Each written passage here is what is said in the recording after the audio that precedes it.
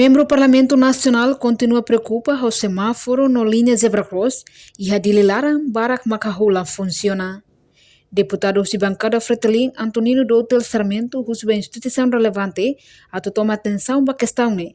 Tambah assunto idane nia parte levanta bebekona e a plenária Parlamento Nacional. No nia parte nos preocupa tambah a área colmera lá e trânsito. No situação idane foi impacto para cidadão sira nebela waing.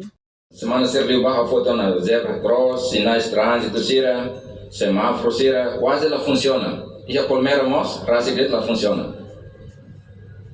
Então o Ministério tem que reagir para sair da deputada zero foto né, a tu for resposta né rápido para tu insama que evita problema risco desastre sira só que sira e a fato em público sira para engravamento e não bem macasta teles.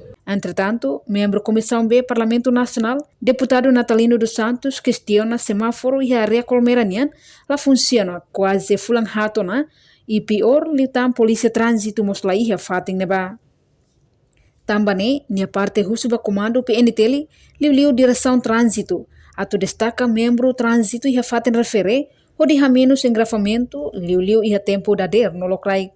Lampu merah da kol merah ni quase fulang hatona itare katak idan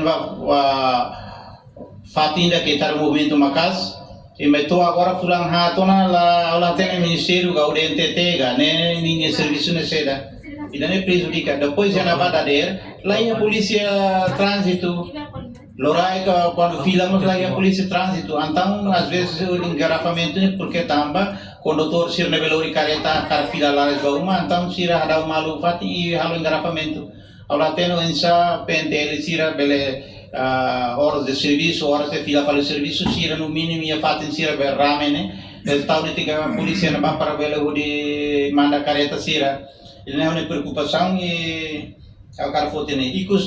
Reportagem Melania Conceição, Televisão Timor-Post. Janela Informação ba Emohoto.